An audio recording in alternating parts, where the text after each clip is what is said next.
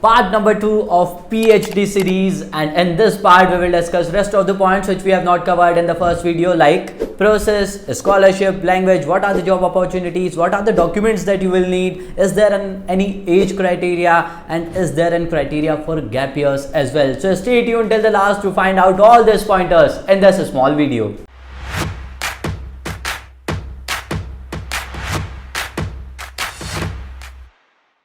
Now, very first point is criteria, on what basis you will get into this PhD program. The very first is master's degree, as we have discussed in the previous video as well. You need master's and any of the relatable background. At the same time, you need to have a score of 60% in your master's degree. Along with, for the selection process, it might be a personal interview or an entrance test that you have to appear for. Now, what are the documents that you will need for this process or this application process? The very first is mark sheet of your master's or bachelor's might be required. At the same time, you need a strong CV and make sure to add research in it as well. If you have done any research paper or any research work, any sample surveys, please add that in your CV. That will add as a good point in your profile. At the same time, you need letter of recommendation from your 2 faculties or professors you have worked with. You need at least 2.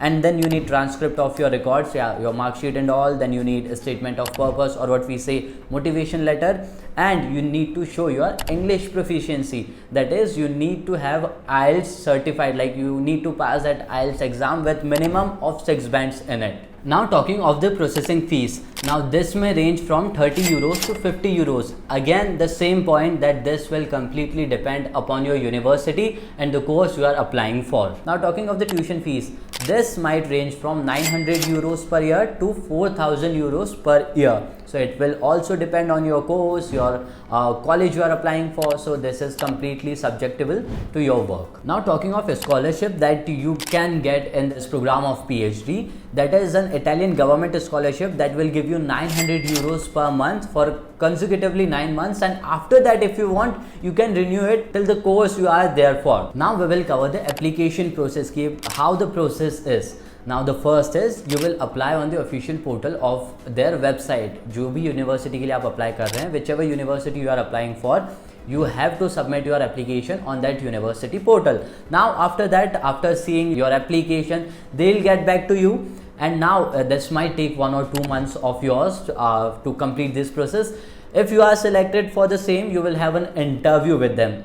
In that interview, after that particular interview or the process, here the process will end, and the application completely varies from university to university. The very first is you will go for the application, they'll see it, they'll get back to you in 1-2 months, and the interview will decide, or if they have entrance test, that will decide you are selected or not. I'm again telling you the same thing, that the application process depends completely on the university. What we have told you in this video is a generalized version of what application looks like.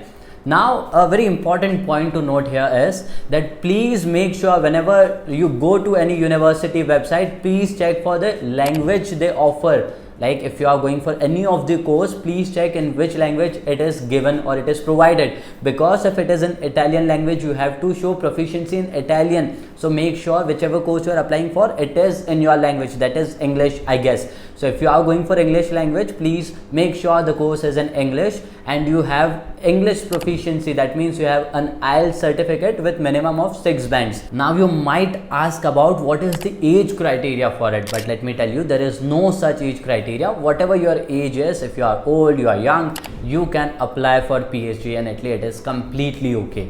Now there is another point, that is of gap years, like how much gap is acceptable between masters and PhD. For that point also, there is no such criteria. Whatever the gap you have, like 8 years, 10 years, that also even works. So it's completely fine. You are ready to go anytime you want to do PhD in Italy. Now, if you ask me about what are the job opportunities or how much will you be paid, or is it like worth it doing it from there? So let me tell you, yes, in terms of job, if you ask me, first of all, if you have done PhD from any of the university, you have a good chance of getting as a professor in the same university as well. And let me tell you, they really pay a good salary if you are a professor in the same university. And another, like you have a 1 year's job search visa as well after you have completed your studies. So in that 1 year, your professor who has guided you throughout your PhD will also help you to get a good job opportunity in the country as well. So it is completely okay, and it is a good option to do PhD from there because job opportunities are really good and the pay is also really good there. So in conclusion, if you ask me that should you do it from Italy or not, well, in very short, if I say, the answer is complete yes, because what we have discussed in this 2 parts of video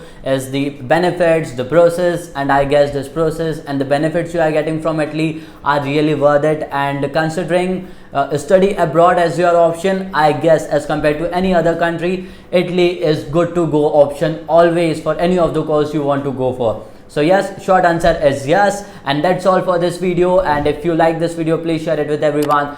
Subscribe to our channel and stay tuned to more such wonderful content on this channel.